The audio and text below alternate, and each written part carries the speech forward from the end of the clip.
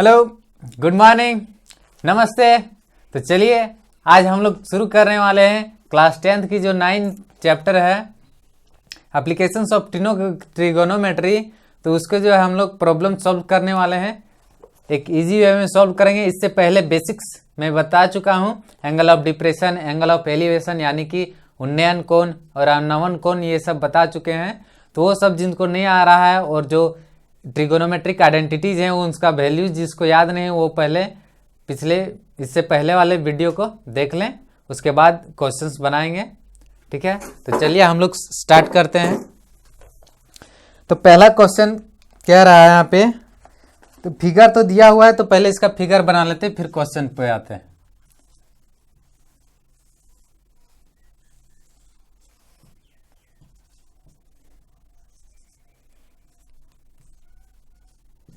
ये फिगर दिया हुआ है,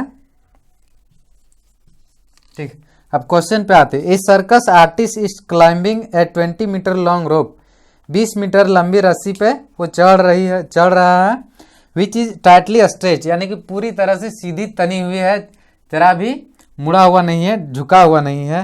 and tied from the top of the vertical of the pole to the ground. ये ए बी जो है पोल है, तो इसका पोल का जो टॉप है उससे यहाँ पे इसको जमीन से बांधा गया है, यानी कि एक खूंटा है जिसके शिखर से क्या हुआ, एक रस्सी बांधा गया है जमीन को, और जो जमीन के साथ 30 डिग्री का कोण बना रहे हैं। तो ये कोण देखिए, बेसिक्स में हम बताए थे कि जब किसी भी एंगल का मुंह जो है ऊपर की ओर खुला हो रहा था, इस तरह से देख किधर रहा है, ऊपर की ओर देख रहा है ना, तो इसको हम लोग बोलते हैं एंगल ऑफ एलिवेशन यानी कि उन्नयन कोण। और जो कोण नीचे की ओर देखता है, देखिए इसका खुला हुआ भाग किधर है, ये कोण सबका नीचे की ओर, तो इस सबको बोलते हैं एंगल ऑफ डिप्रेशन यानी कि अवनमन कोण। तो यहाँ पे उन्नयन कोण कितना है, 30 डिग्री बन रहा है। तो बोला find the height of the pole if the angle made by the rope with the ground level is 30 degree. Pole का जो है हाइट निकालना है हम लोग को, ठीक है। तो यहाँ पे पहले तो इसको सॉल्व करने से पहले यहाँ हम लोग लिख लेंगे लेट। यहाँ पे क्या है, ए बी क्या है, A B is equal to height of the pole. A B क्या है, हाइट ऑफ द पोल, यानी कि ए बी क्या है, खंबे की ऊंचाई या फिर खूंटे की ऊंचाई। तो ये निकालना है हम लोग को। तो यहाँ पे देखिए ये एक राइट एंगल ट्रायंगल है, तो इसमें हम लोग को ये निकालना है। और ये क्या है, परपेंडिकुलर है, और ये हम लोग का क्या है, यहाँ पे जो गिवन है ये हाइपोटेनियस है। क्या है, हाइपोटेनियस यानी कि विकर्ण, ठीक है। तो ये ए बी हम लोग को निकालना है, और ये एसी क्या है, विकर्ण है। जो दिया हुआ है और जो नहीं दिया हुआ, दोनों में रिलेशन किस में आता है, किस में संबंध, ये लंब और ये विकर्ण। तो लंब और विकर्ण में संबंध आता है साइन में, ठीक है।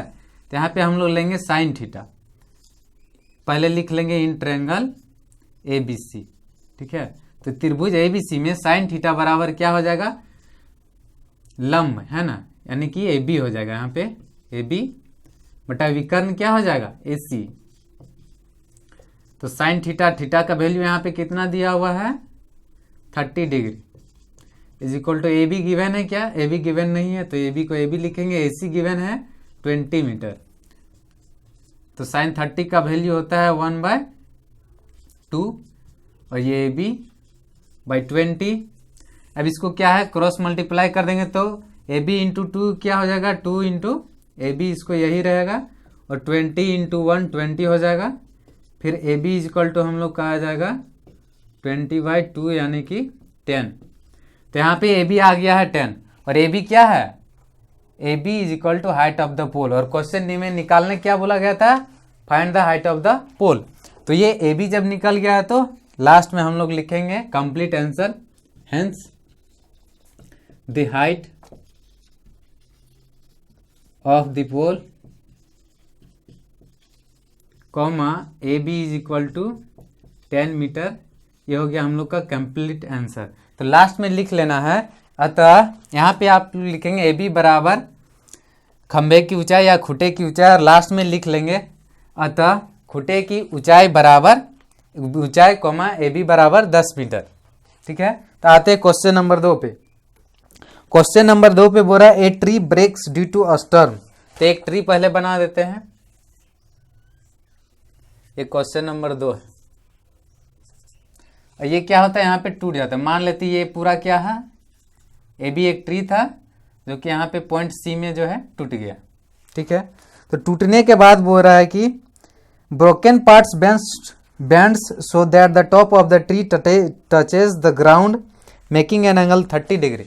ये जो टूटा हुआ पार्ट है यानी कि सी पे जो ये टूट गया, तो ये टूट के जमीन से जो है 30 डिग्री का कोण बना रही है। ठीक है, और ये जमीन पे जिस बिंदु पे टच कर रहा है उसको हम नाम दे देते हैं डी। ठीक, तो बोल रहा है the distance between the foot of the tree, ये ट्री का फुट हो गया A, to the point where the top touches the ground, और टॉप, इसका टॉप जहां पे ग्राउंड को टच कर रहा है, इसका डिस्टेंस गिवन है 8 मीटर। ठीक है, ये डिस्टेंस गिवन है 8 मीटर। तो हम लोग को फाइंड करना है total height of the tree. तो ये ट्री का एसी क्या है, यहाँ पे एसी क्या है, ट्री का बचा हुआ भाग जो गिरा नहीं है, और डीसी क्या है, डीसी पेड़ का टूटा हुआ भाग। तो पेड़ का कुल लंबाई कैसे निकलेगा, टोटल हाइट कैसे निकलेगा। एसी जो खड़ा हुआ पार्ट है, एसी जो पेड़ का बिना टूटा हुआ पार्ट है, और डीसी जो टूटा हुआ पार्ट है। तो जो पार्ट बचा हुआ है और जो पार्ट टूट के गिर चुका है, वो दोनों को लंबाई को अगर जोड़ देंगे तो क्या निकल जाएगा, total height of the tree. यानी कि एसी को और डीसी को हम लोग को ऐड करना, तो एसी और डीसी को हम लोग को फाइंड करेंगे। ठीक है, तो उससे पहले यहाँ पे लिख लेते हैं हम लोग लेट, यानी कि माना कि ए बी क्या है, A B is equal to tree, A B क्या है, ट्री है, और डीसी क्या है, broken, D C broken part of the tree,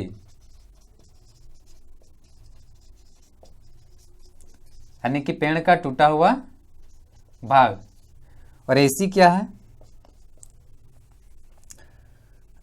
straight part of the tree, जो कि सीधा खड़ा है ना, straight part of the tree, यानी कि पेड़ का सीधा भाग जो सीधा खड़ा और टूटा नहीं है। ठीक है, तो ये दोनों को क्या करेंगे, हम लोग को जोड़ देंगे, है ना। ठीक है, तो अब यहाँ पे देखिए ये ट्रायंगल है ए डी सी, तो ये देखेंगे in triangle A D C हम लोग को क्या चाहिए, ए सी चाहिए और ये डी सी चाहिए। तो पहले तो देखिए ये क्या है, बेस है, और ये क्या है, परपेंडिकुलर है। तो बेस और परपेंडिकुलर में रिलेशन किस में आता है, टेन में आता है। ठीक है, तो टेन थीटा, तो यहाँ पे देखेंगे tan theta is equal to क्या होता है, परपेंडिकुलर बाय बेस। तो परपेंडिकुलर हो गया AC और हम लोग का बेस हो गया है DA।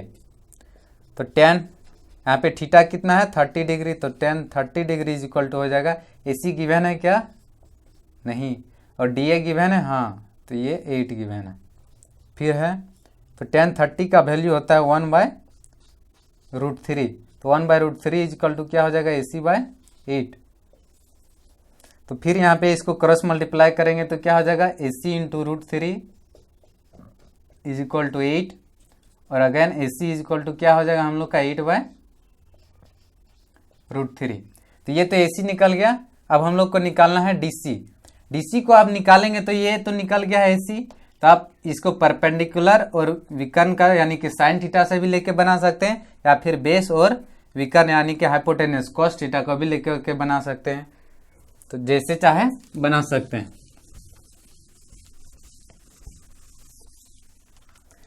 तो आइए हम यहाँ पे कॉस का लेके बनाते, फिर अगेन इन ट्रायंगल DCA है ना, ये DCA या फिर DAC कुछ भी लिखिए। तो यहाँ पे हो जाएगा tan cos 30 degree equal to क्या हो जाएगा, बेस बाय हाइपोटेनियस। तो बेस क्या हो जाएगा, आधार बटे विकर्ण, तो AD हो जाएगा यानी कि DA, बाय विकर्ण हो जाएगा DC।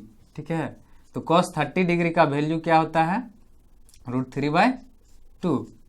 तो ये DA, तो DA तो गिवन नहीं है तो इसको DA लिखेंगे, नहीं ये DA नहीं, ये क्या है DC, सॉरी, अच्छा DA, ये DA/DC। तो DA तो गिवन है, यहाँ पे DA गिवन है 8 मीटर, तो DA की जगह में लिखेंगे 8, और DC ये तो गिवन नहीं है तो ये DC रहेगा।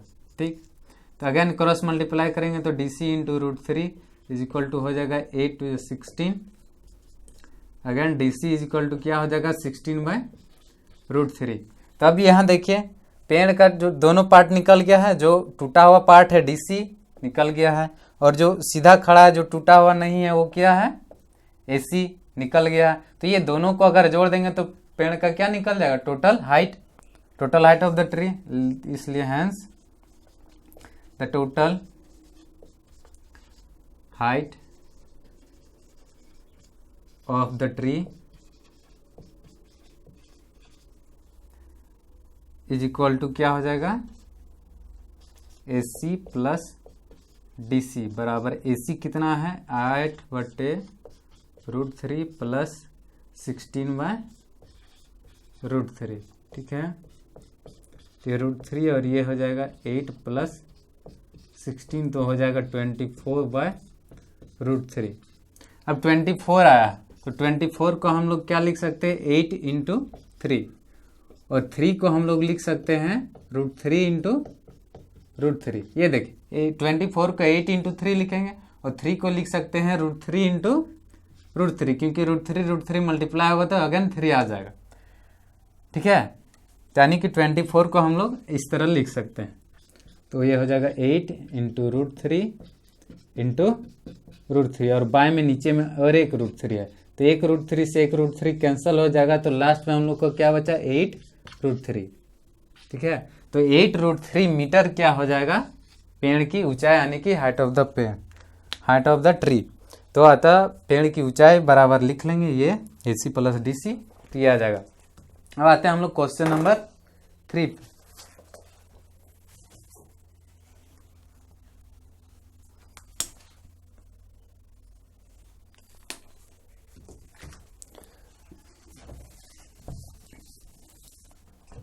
क्वेश्चन को बस ये देखना है, ध्यान से देखना है कि कौन सा जो है कैसे बन रहा है। ठीक है, क्वेश्चन को कैसे सॉल्व कर रहे हैं, वो क्या कह रहा है और निकालने क्या बोल रहा है, क्या दिया हुआ है क्या नहीं दिया हुआ, ये सब अगर हम लोग को अच्छा से पता चल जाए तो फिर हम लोग क्वेश्चन को और आसानी से सॉल्व कर सकते हैं। ठीक है, तो आते हैं क्वेश्चन नंबर 3 पे। A contractor plans to install 2 slides for the children to play in the park. Slides मतलब फिसलन पट्टी, जो बच्चा सब फिसलता है उसके लिए बनाने का सोच रहा है। ठीक है, इस तरह से। ठीक है, एक और एक 2 ठो बनाना चाह रहा है।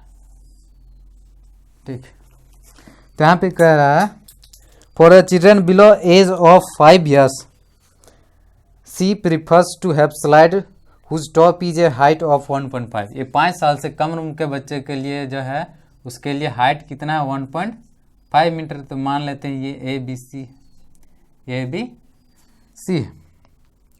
And in the inclined at angle of 30 degree. ये जो है इंक्लाइंड कितना है, 30 डिग्री से। Where age for elder children, अब बड़ा बच्चों के लिए। ठीक है, she wants to have a steep slide at a height of 3 metre. इसका हाइट कितना दिया हुआ है, 3 मीटर है। ठीक, अब कह रहा है कि इसका जो एंगल ऑफ इंक्लाइनेशन है वो है 60 डिग्री है जमीन के साथ। What should be the length of the slide in each case. मतलब दोनों केस में जो है, छोटे बच्चों के लिए केस में और बड़ा बच्चों के केस में क्या है, लेंथ ऑफ द स्लाइड निकालना है, PQR। ठीक है, ये PQR है। तो इसको हम लोग मान लेते हैं यहाँ पे X और इसको मान लेते हैं Y। ठीक है, इसको क्या मान लेते हैं, X और इसको मान लेते हैं Y। X क्या है, तो इसको हम लोग क्या कंसिडर किए, let X is equal to क्या है, length of the slide for small children, है ना, छोटे बच्चों के लिए। या फिर आप लिख सकते हैं less than, whose age is less than 5 years, question में दिया हुआ है। ठीक है, और Y इज इक्वल टू लिखेंगे क्या, length of slide for elder children.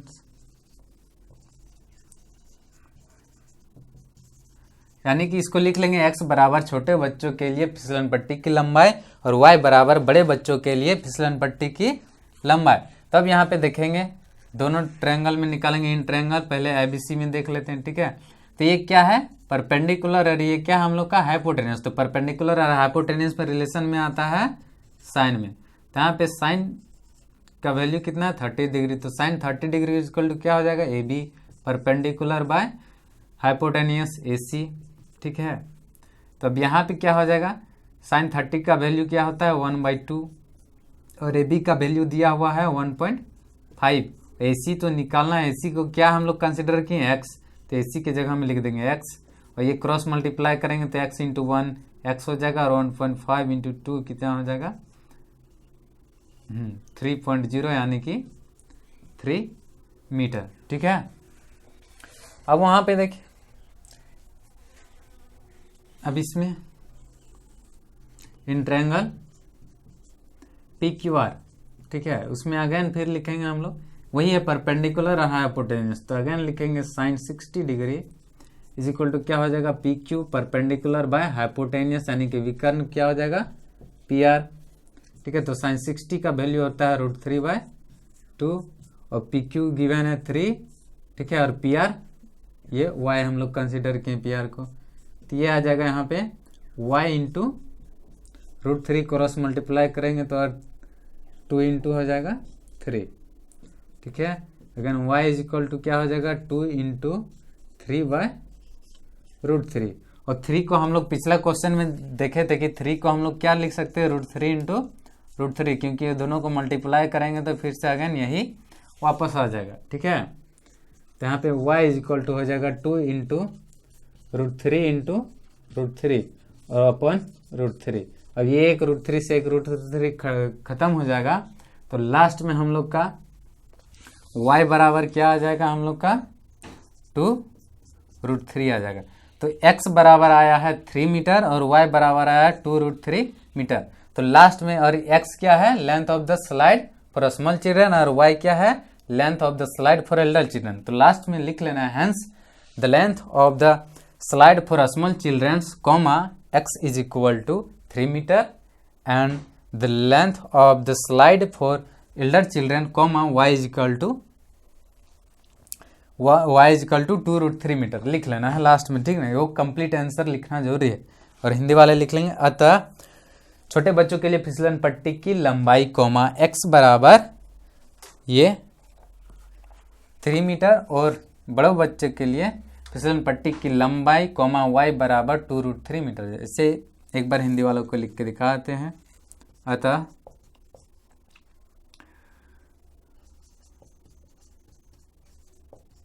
छोटे बच्चों के लिए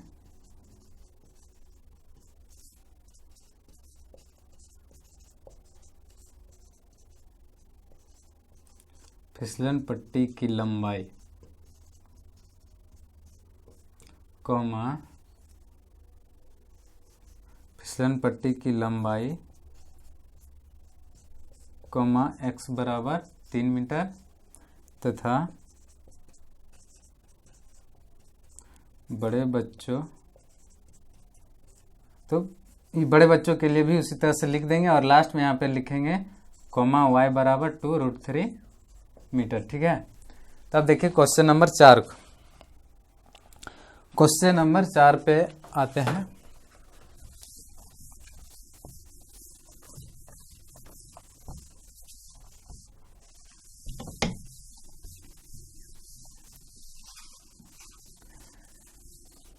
दिमाग में प्रेशर नहीं देना है पढ़ते टाइम। ठीक है, जिस तरह से मूवी देखते ही बिल्कुल आराम से दिमाग में कोई टेंशन नहीं होता है उसी तरह से यहाँ पर देखिए और बस प्रोसेस को समझिए कि हो कैसे रहा है, कैसे हम कर रहे हैं। ठीक है, किस तरह से क्वेश्चंस को डील कर रहे हैं, उसको कैसे अप्रोच है, जो अप्रोच मेथड देखिए उसको समझिए। तो the angle of elevation of the top of A tower, तो एक टावर बना देते हैं, एक टावर बना दिए। ठीक है, एक टावर हो गया। टावर का एंगल ऑफ एलिवेशन बोल रहा है on the ground which is 30 metre away from the foot of the tower. Tower से जो है 30 मीटर दूर है, टावर से 30 मीटर दूर है कोई पॉइंट ग्राउंड में, वहां से इसका एंगल ऑफ एलिवेशन क्या है 30 डिग्री। ठीक है, तो find the height of the tower.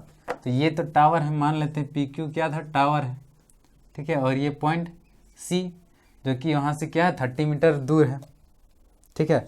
The angle of elevation of the top of A tower, तो पहले एक टावर बना दिए पी क्यू, ठीक है।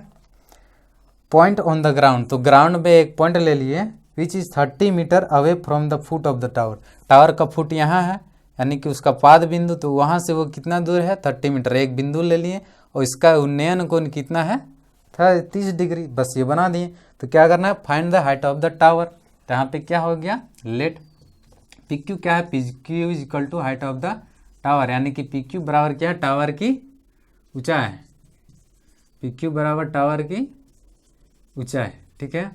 तो यहाँ पे देखिए और सी क्या है, C is the point on the ground, है ना, जो कि 30 मीटर दूर है टावर का फुट से, है ना, a point on the ground which is 30 metre away from the foot of the tower, यानी कि सी वह बिंदु है जो कि टावर के पाद बिंदु से 30 मीटर दूर, ठीक है।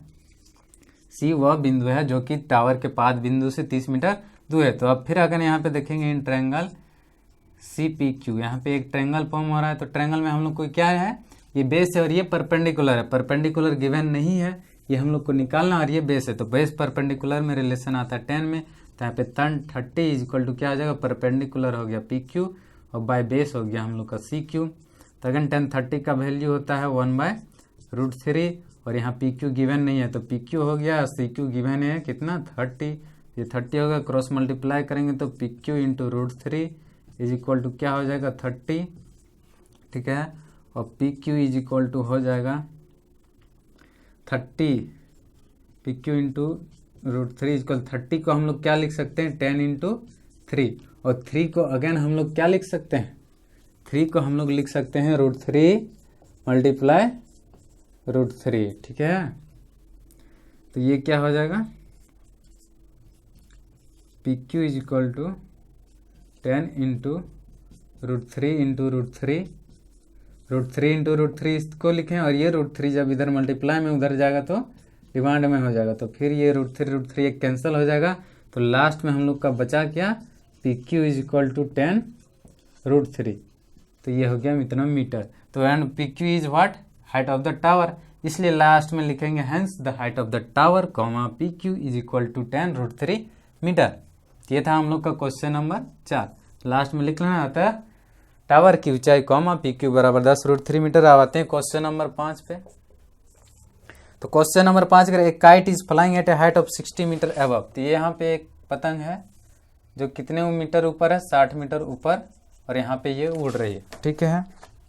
The string attached to the kite is temporarily tied to a point on the ground, यहाँ से जो रस्सी या फिर जो धागा बांधा गया वो क्या है, जमीन से पूरे अच्छी तरह से पूरे टाइट से बंधी हुई, यानी कि जब हम लोग देखेंगे पतंग जब उड़ाते हैं तो हवा से क्या होता है, यहाँ पे पतंग अगर है, यहाँ पे अगर पतंग है तो हवा से जो ये रस्सी बना रहता है ये इस तरह से टेढ़ा बैंड हो जाती है, मुड़ जाती है, लेकिन यहाँ पे ये क्वेश्चन कह रहा है कि वो बिल्कुल सीधा हुआ है, सीधा है, तना हुआ है, मुड़ा हुआ नहीं। तो कह रहा है the inclination of the string with the ground is 60 degree, तो ये जो ग्राउंड है यानी कि जमीन से जो है रस्सी या फिर धागा जो है 60 डिग्री का एंगल ऑफ एलिवेशन बना रही है, यानी कि उन्नयन कोण। तो find the length of the string assuming that there is no slack, यानी कि इसको मान लेना है कि बिल्कुल सीधा है, तो इसमें क्या है धागे की लंबाई निकालना है, तो इसको हम लोग मान लेते हैं पी क्यू आर, और पी आर जो है क्या है धागे की लंबाई है, तो यहाँ पे मान लेते हैं, माना है ना, माना है कि, या फिर लिख लेंगे लेट क्या है P R is equal to क्या हो जाएगा लेंथ ऑफ द स्ट्रिंग, यानी कि धागे की लंबाई या फिर रस्सी की लंबाई, ठीक है। तो ये क्या हो जाएगा हम लोग का एक राइट एंगल ट्रायंगल है, ठीक है, तो फिर लिख लेंगे इन ट्रायंगल, और यहाँ पे पी क्यू क्या है, पी क्यू क्या है ऊंचाई है, यानी कि हाइट है, क्या किसका height, height of the kite, है ना, पतंग की ऊंचाई जितनी ऊंचाई पे उड़ रही है, ठीक है।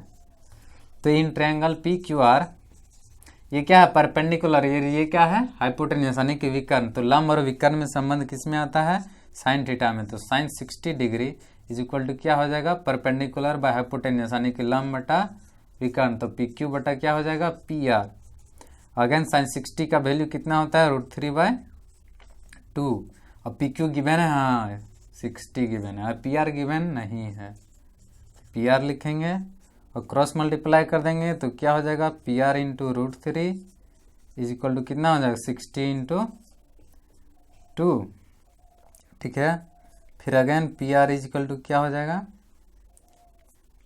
60 को हम लोग क्या लिख सकते हैं, 60 को लिख सकते हैं हम लोग को 20 इंटू 3, 20 इंटू 3 या फिर 3 इंटू क्या लिख सकते हैं, 20 लिख सकते हैं। तो इसको हम लोग लिख देते हैं 3 इंटू 20। 60 को लिखे हैं सिर्फ 3 इंटू 20, ठीक है ना। और ये जो 2 है उसको यहाँ पे, ठीक, और यहाँ पे इंटू में √3 है, ठीक है, यहाँ पे इंटू में √3 है, तो इसको रहने देते हैं अभी, ठीक है।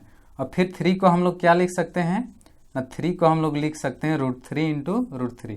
तो ये तो 3 है, इसको लिख दिया हम लोग √3 इंटू √3, और ये 20 को 20, और ये जो 2 था उसको 2 ही रखे हैं, कुछ बदलाव नहीं आया है। अब ये जो √3 इधर मल्टीप्लाई में था, इधर जाएगा तो डिवाइड में हो जाएगा, तो एक √3 से एक √3 कैंसिल हो जाएगा, तो बचेगा कितना हम लोग का, 20 इंटू 2 इंटू √3, तो 20 इंटू 2 हो गया 40, और ये √3 का √3 रहा तो 40 √3 मीटर आ गया हम लोग का आंसर। तो पी आर निकला है, तो पी आर क्या, लेंथ ऑफ द स्ट्रिंग, तो लिख देंगे लास्ट में hence the length of the string, comma P R is equal to 40 √3 metre answer. अतः रस्सी की, पतंग की रस्सी की लंबाई पी आर बराबर हो जाएगा हम लोग का 40 √3 मीटर। तब आते हैं क्वेश्चन नंबर 6 पे। क्वेश्चन नंबर 6,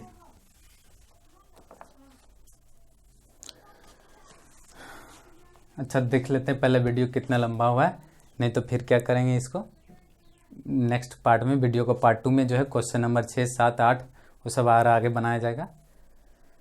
पढ़िए आराम से और फीडबैक दीजिए, आपको कैसा लग रहा है, पढ़ने में मज़ा आ रहा है या नहीं आ रहा है, समझने में कहीं दिक्कत हो रहा है तो कमेंट करके कृपया पूछिए, ठीक है। बाय, पढ़िए आराम से मस्ती से।